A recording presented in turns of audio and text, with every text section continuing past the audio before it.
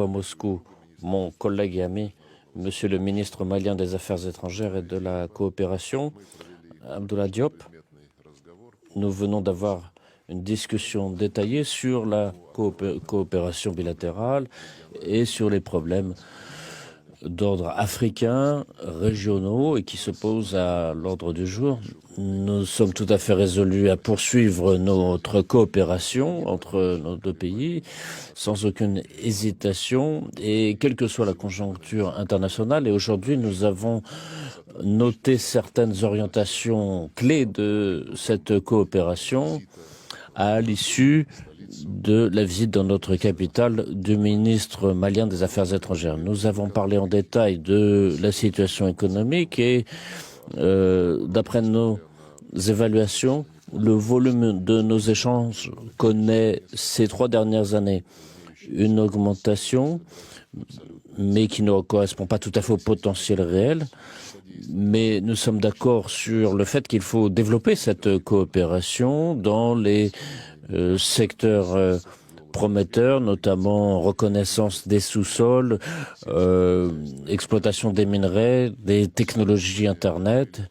Et nous avons accordé une grande attention à la question des livraisons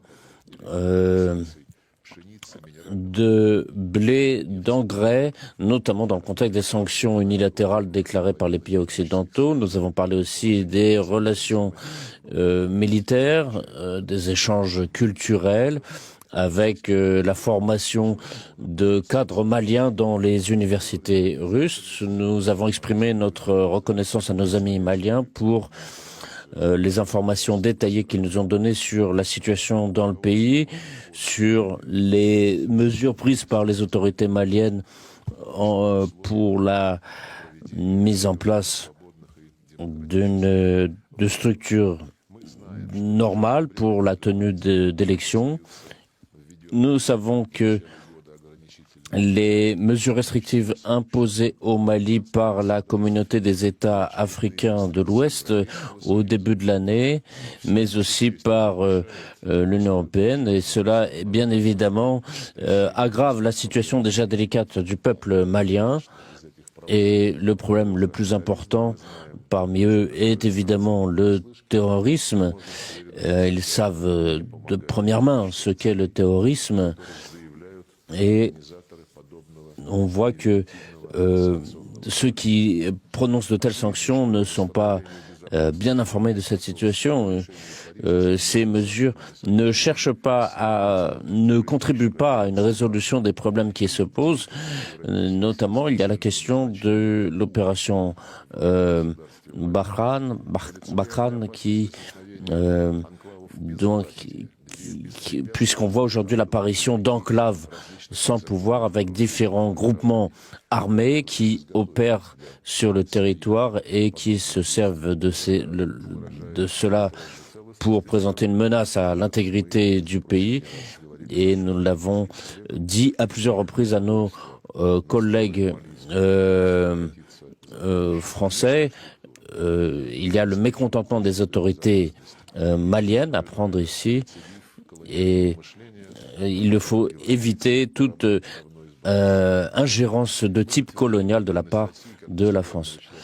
En tant que membre permanent du Conseil de sécurité de l'ONU, la Russie est toujours prête à apporter sa contribution dans le développement du Mali, aider à la formation des troupes de l'armée malienne.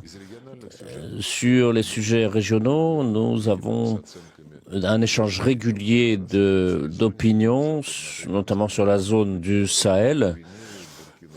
Nous échangeons aussi avec le Burkina Faso, le Tchad, la Libye, la Guinée. Et encore une fois, le règlement des problèmes internes à l'Afrique doit se faire par les Africains eux-mêmes. Et la communauté internationale doit, là, leur apporter une aide, et c'est ce que fait la Russie. J'ai remercié nos amis maliens pour leur soutien à la résolution proposée par la Russie lors de la dernière session du Conseil de sécurité. de l'ONU et nous sommes d'accord sur le fait qu'il faut encore renforcer le rôle de l'ONU et des autres plateformes internationales. Cela nous permet de travailler sur, dans le cadre de la formule des amis de la charte de l'ONU qui a été mise en place récemment à New York. Nous avons également parlé aujourd'hui de l'Ukraine, de la situation autour d'elle, notamment lors de la réunion du Conseil de sécurité de l'ONU qui s'est tenue hier. Et encore une fois, on a vu les pays occidentaux à propos de la question de la crise alimentaire autour du blé et des céréales, accuser le malade de tous ces maux. Donc, encore une fois, la crise, on accuse évidemment la Russie de tous les maux, mais nous avons en détail rappelé à nos amis maliens que ce qui s'est passé réellement en Ukraine au cours de toutes ces longues dernières années, ces 8 longues dernières années, où l'Ukraine a refusé d'honorer ses obligations vis-à-vis de l'ONU, et nous avons encore rappelé les raisons qui font que nous n'avons pas eu le choix d'autre solution que de lancer cette opération militaire spéciale. Et d'ailleurs, toutes les craintes que nous avions sont confirmées les unes après les autres à 100%. Et donc, tous les objectifs qui avaient été fixés par le président Poutine, en premier lieu la protection de la population civile en Ukraine et précisément dans le Donbass, et d'éviter la mise en place de menaces pour notre pays sur le territoire de l'Ukraine. Encore une fois, je tiens à remercier mon collègue malien pour les discussions tout à fait détaillées que nous avons eues et pour son invitation à me rendre à Bamako, invitation que j'en aurai dès que possible. Je vous remercie. Merci beaucoup au ministre Lavrov pour nous accueillir ici à Moscou. Merci pour l'hospitalité et toutes les facilités mises à notre disposition. C'est toujours un plaisir d'être ici et nous espérons que la prochaine rencontre sera à Bamako. Nous vous attendons, la population malienne attend vivement votre visite parce que je suis régulièrement interpellé quand est-ce que le ministre Lavrov va venir. Donc, je sais que la prochaine fois, je pourrai leur donner une date. Mais en tout cas, je comprends un peu avec l'agenda dans lequel vous êtes que les choses sont un peu plus compliquées ici. Nous sommes là dans le cadre d'un partenariat privilégié qui existe déjà entre le Mali et la Russie. Nous nous faisons un point de rappeler chaque fois que les gens nous disent que la Russie est un nouvel ami du Mali. Nous expliquons que non. À l'indépendance du Mali, la Russie était les premiers pays, était parmi les premiers pays qui ont commencé à travailler avec nous et depuis cette relation continue, elle est devenue un peu plus tiède à un moment, mais je crois que nous avons repris de plus belle cette relation parce qu'elle n'est pas seulement que mercantile, elle est fondée aussi sur des valeurs et des principes que nous partageons au plan international, notamment le respect de la souveraineté des pays, le refus de l'ingérence extérieure et vraiment la nécessité pour les pays de prendre en main leur destin. Je crois que l'ensemble de ces éléments sont là pour renforcer cela. Donc nous sommes là pour, comme je l'ai dit, renforcer notre partenariat bilatéral. Sur le plan sécuritaire, nous avons une coopération militaro-technique et une coopération pour renforcer les capacités des forces de défense et de sécurité du Mali, coopération qui se fait à notre demande à la Fédération de Russie et coopération qui aujourd'hui donne des résultats probants sur le terrain. Et de la montée en force des forces de défense et de sécurité, la libération de beaucoup de localités qui étaient occupées par des groupes terroristes.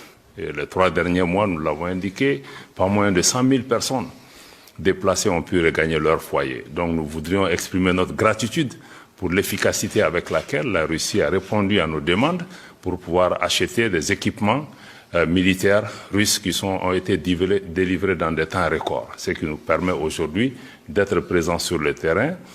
L'armée est au front avec une stratégie qui est en train de donner des résultats. Je crois que vraiment cette coopération marche bien, et même très bien, et nous allons poursuivre ce travail en tant que partenaire stratégique sur le plan sécuritaire pour continuer à aider le Mali et à aider à protéger notre population, à assurer aussi l'intégrité du territoire national.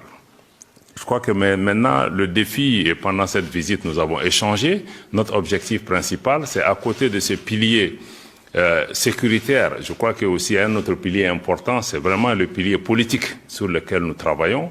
Et je tiens à vous remercier pour l'appui constant qui est apporté au Mali, au plan international, au niveau du Conseil de sécurité des Nations Unies et partout où la Russie peut parler, elle s'est tenue aux côtés du peuple malien pour défendre ses intérêts. Je crois que nous apprécions ça. Donc, aux côtés de ces piliers sécuritaires et politiques, notre ambition et notre objectif, comme vous l'avez souligné, c'est comment renforcer la coopération économique et commerciale, en la diversifiant, en l'ouvrant à nos entreprises pour qu'on puisse travailler ensemble. Aujourd'hui, pour cette visite en particulier, qui intervient dans un contexte géopolitique spécial, particulier, nous sommes venus pour pouvoir regarder un certain nombre de secteurs où nous pouvons travailler ensemble. Nous voulons travailler dans le domaine des infrastructures et nous voulons faire appel aux entreprises, à la technologie russe pour nous aider à reprendre en main les chemins de fer au Mali. Et je crois que nous avons des discussions fructueuses par rapport à cette question. Nous voulons aussi pouvoir trouver les moyens d'assurer un approvisionnement régulier du Mali sur un certain nombre de produits stratégiques, des hydrocarbures, mais aussi des produits de première nécessité pour faire en sorte que ces produits puissent arriver au Mali avec l'aide de l'État russe pour que cela puisse se faire. Et il y a aussi la question des intrants agricoles qui rentrent dedans. Le ministre Lavrov a parlé tout à l'heure de toutes les préoccupations qu'il y a au plan international par rapport à l'augmentation de l'insécurité alimentaire.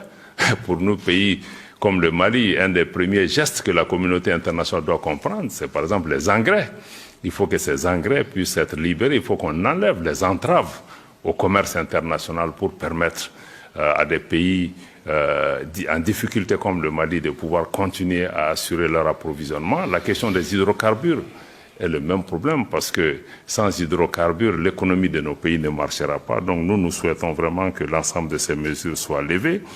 Et encore une fois, chers amis, nous avons discuté de cette question des sanctions de façon générale, en tout cas pour ce qui concerne le problème spécifique de l'Ukraine. Le Mali a indiqué que nous ne souhaitons pas que la solution des problèmes du monde soit basée sur la notion de sanctions. Au moment où je vous parle, le Mali est sous le joug de sanctions économiques et commerciales et d'un embargo illégal, injuste et inhumain qui est imposé à notre pays.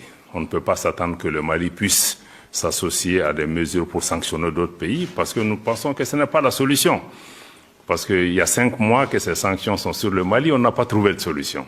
Je ne pense pas qu'ailleurs ça puisse apporter une solution. Nous pensons qu'il faut travailler pour régler nos problèmes par le dialogue, par des discussions politiques, mais aussi faire en sorte que aucun pays ne puisse être exclu du système régional ou international où on a besoin d'entendre notre voix pour chercher des solutions. Je crois que c'est valable pour la Russie, c'est valable pour le Mali dans le cadre de la CEDEAO. Nous allons promouvoir le dialogue. Nous pensons que les sanctions et l'exclusion ne constituent pas une solution. Bien au contraire, ça affecte les plus pauvres. Je crois qu'en tant que politique, ceci ne marche pas. Et par rapport à la CEDEAO en particulier, vous avez indiqué, le Mali, sous le leadership du président Goïta, a toujours réitéré son engagement pour un retour à l'ordre constitutionnel. Mais on a toujours voulu que cet ordre constitutionnel soit apaisé et sécurisé. Parce qu'on ne comprend pas assez les difficultés du Mali. Nous avons indiqué que le problème du Mali est un problème extrêmement complexe, qui lui-même a été induit par l'intervention occidentale en Libye, qui a amené le pays à perdre 60% de son territoire national. Donc il y a une crise sécuritaire extrêmement profonde, il y a d'autres crises politiques qui se sont ajoutées, et notre souci, c'est avant les élections, comment créer les conditions sécuritaires pour la tenue d'élections et comment tenir un certain nombre de réformes. Donc le dialogue qui est en cours avec la CEDEAO s'inscrit dans ce cadre, et je crois que ce dialogue-là est maintenu, il y a des avancées, nos positions se sont rapprochées, nous espérons que un compromis pourra se faire sur la base des 24 mois de transition que le gouvernement du Mali a proposé. Et nous pensons que c'est une base réaliste et raisonnable pour aujourd'hui mettre cette question derrière nous et pouvoir avancer sur l'ensemble de ces questions-là. Et nous voudrions vraiment pouvoir regarder l'ensemble de ces questions. Et je crois aussi que le ministre Lavrov l'a indiqué, que ce soit notre engagement au niveau de la CEDEAO, comme au niveau de l'Union africaine, il faut toujours privilégier les solutions africaines. Nos problèmes avec la CEDEAO, je vous le dis encore, chers amis, le Mali n'a pas de problème avec ces organisations régionales. Mais ces organisations sont instrumentalisées par des puissances non africaines pour pouvoir régler des comptes politiques avec l'État malien qui a fait des choix qui ne conviennent pas à ces entités. Donc je crois que c'est ça le problème. Il faut qu'entre Africains, nous revenions au sein de nos institutions, mettre nos génies ensemble, renforcer notre solidarité et pouvoir trouver chaque fois des solutions africaines. Et chaque fois que cette approche a été privilégiée, le Mali a toujours été là pour pouvoir favoriser une réponse par rapport à ces questions-là. Je crois que c'est ce qu'on a discuté de façon générale, mais en tout cas, nous voulons pouvoir travailler ensemble, compter sur le soutien de la Fédération de Russie pour pouvoir renforcer la coopération économique et commerciale dans les différents secteurs qui ont été déjà indiqués par le ministre Lavrov tout à l'heure. Voilà, je me tiens à votre disposition pour répondre aux questions. Encore une fois, merci. Chers collègues, maintenant l'heure est venue de poser des questions. News.ru, allez-y. Bonjour. J'ai une question pour les deux ministres. Les autorités maliennes ont déclaré que la nuit du 12 mai a été effectuée la tentative d'un coup d'État organisé par un État occidental. Le gouvernement malien a-t-il des preuves pour déclarer que des pays occidentaux ont quelque chose à voir avec ce coup d'État? Et une question pour M. Lavrov. La Russie coopère activement avec le Mali et d'autres pays qui sont traditionnellement influencés par la France. Dans ces circonstances-là, y a-t-il un risque qu'une confrontation entre le Mali et la Russie devienne plus importante? Est-ce que Moscou a l'intention de se mettre d'accord avec Paris sur la coopération dans ces pays? Oui, je peux répondre à ça. Madame, vous savez, l'annonce de cette tentative de coup d'État n'est pas surprenante. Vous savez que depuis quelques mois, il y a des tentatives de déstabilisation de l'État malien sous diverses formes. D'abord, on a voulu utiliser les organisations régionales, comme je l'ai indiqué, en janvier, quand l'État malien a été sanctionné par un embargo économique et commercial. Beaucoup avaient à l'esprit de faire tomber le gouvernement. Parce que l'analyse un peu partout, c'est de dire qu'en 2 semaines de sanctions et d'embargo, la population va se soulever et le gouvernement va tomber. Ça ne s'est pas réalisé. Après ça, je crois qu'il y a eu plusieurs tentatives. On a essayé d'inventer des charniers dans certaines localités du Mali. On a essayé d'aller mettre en difficulté le Mali avec certains voisins comme la Mauritanie, qui a refusé de fermer ses frontières pour l'amener à fermer ses frontières en disant que les militaires maliens, avec l'aide de certains partenaires, ont tué des gens. Je crois que ça devient dans un environnement où chaque jour, il y a des tentatives pour nous mettre en difficulté parce que le seul problème que nous avons, c'est que les Maliens ont décidé de prendre leur destin en main. Ils ont décidé de gérer leur pays conformément à leur vision. Et bon, je crois que certains partenaires n'ont pas encore réalisé que les choses ont changé. Donc, il y a plusieurs tentatives pour changer le régime, parce que tout ce qui est en cours maintenant, je crois que c'est pour pouvoir arriver à changer le régime, soit sur le plan institutionnel, soit par d'autres manœuvres, malheureusement par des pays ou des entités qui eux-mêmes prétendent défendre la démocratie. Je crois que ce qui s'est passé, vous avez écouté le communiqué du gouvernement, quelques heures après, il y a une poignée d'officiers, de sous-officiers qui ont été arrêtés. Une enquête a été ouverte, des auditions sont en cours et les éléments tendent à faire comprendre qu'il y a une puissance étrangère qui a soutenu cette opération. Mais attendons les résultats de cela. Mais nous ne sommes pas du tout surpris par rapport à cela, parce que je suis certain que ce soit ce coup-ci ou d'autres, il y a plusieurs formes de déstabilisation qui sont en cours. Mais pour nous, le plus important, c'est le soutien du peuple malien. Malgré les sanctions, les Maliens restent unis, les Maliens restent calmes et les Maliens partagent aujourd'hui la vision des autorités qui est celle de l'autonomie de notre pays, celle de la souveraineté de notre pays et celle de notre capacité à pouvoir défendre notre intégrité territoriale. Mais le Mali reste ouvert à tous les partenaires qui respectent ces principes. Nous ne sommes pas fermés aux différents partenariats.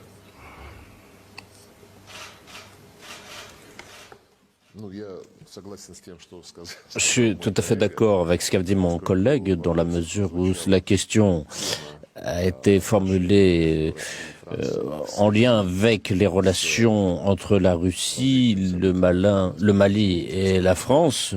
Et je voudrais ajouter ce qui suit. Nous comprenons bien, mais nous ne sympathisons pas avec les tentatives de la France et d'autres pays de l'Union européenne de prétendre un rôle dominant dans telle ou telle région du monde, y compris l'Europe d'ailleurs, parce que quand la Russie avait développé de bonnes relations, elle continue à le faire avec la Serbie, la Bosnie-Herzégovine et d'autres pays des Balkans occidentaux. Déjà à l'époque, l'ancien représentant de l'Union européenne pour la politique extérieure, Federica Mogherini, avait dit de façon assez impérative que l'Union européenne est préoccupée par l'influence de la Russie parce que les Balkans de l'Ouest, c'est le territoire de l'Europe.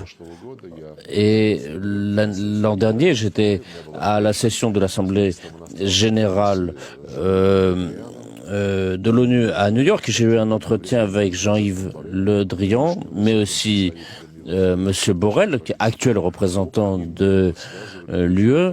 Les deux m'avaient dit sur un ton assez tendu leur préoccupation sur le fait que la Russie développe des relations avec l'Afrique et concrètement avec le Mali. Ils avaient exprimé leur position de façon sur un ton assez colonial. L'Afrique, c'est la zone de responsabilité, c'est la zone d'influence, c'est la zone d'intérêt de l'Union européenne.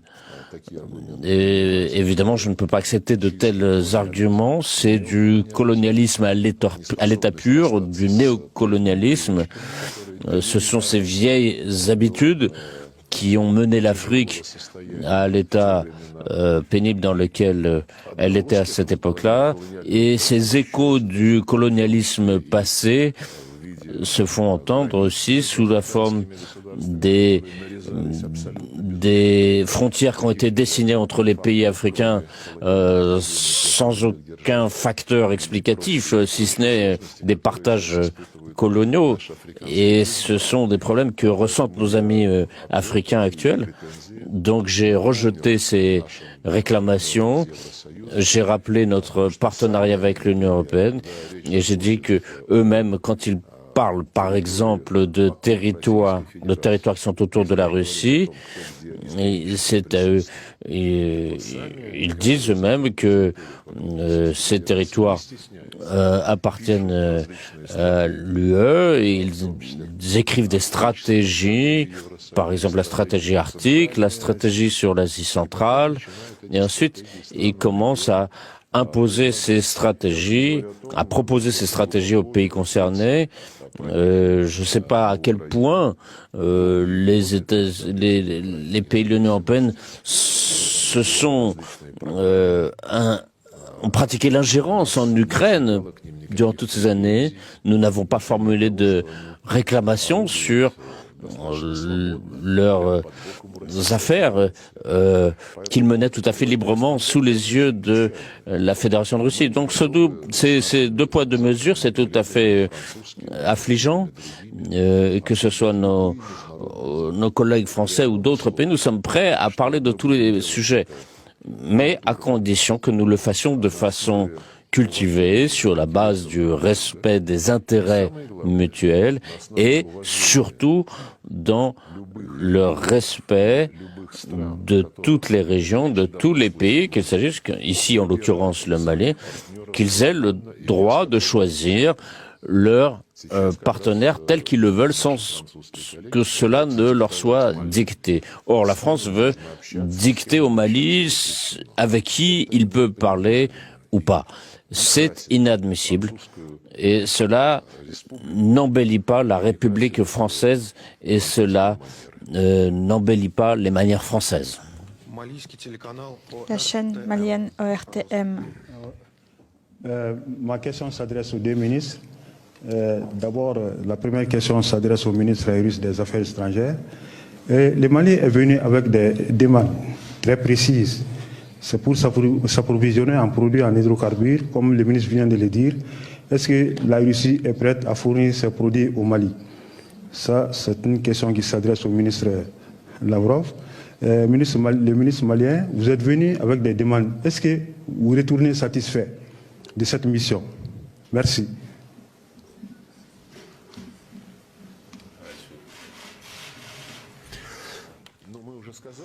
Nous avons déjà dit que l'attention principale dans le cadre de la visite de Monsieur le ministre était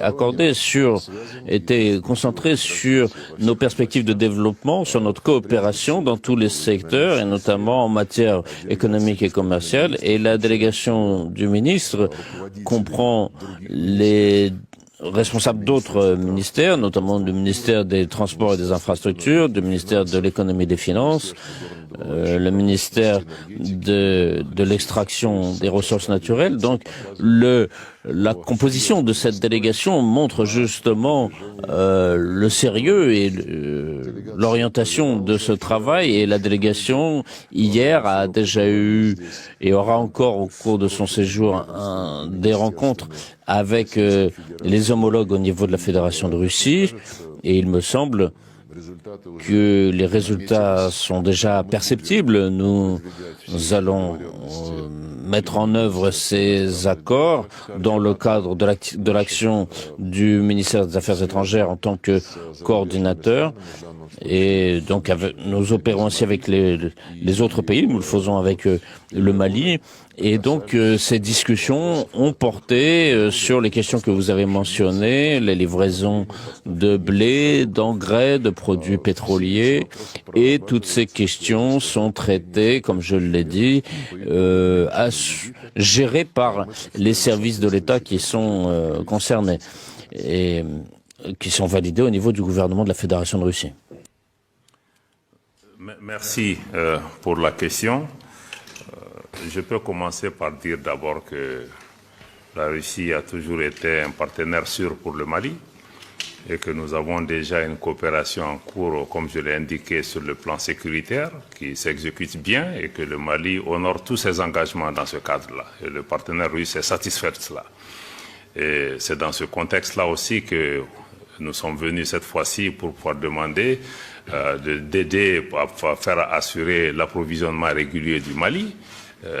Nous partons rassurés. Nous avons eu des échanges très fructueux avec les compagnies concernées et aussi dans le cadre d'un partenariat aussi avec l'État russe. Je crois qu'il y a une bonne disposition à tout mettre en œuvre pour que nous puissions travailler à satisfaire les demandes des populations maliennes. Donc oui, nous repartons rassurés et nous avons des plans concrets par rapport à ce qu'il y a lieu de faire pour pouvoir assurer l'acheminement de ces produits vers le Mali. Voilà. Merci. Merci.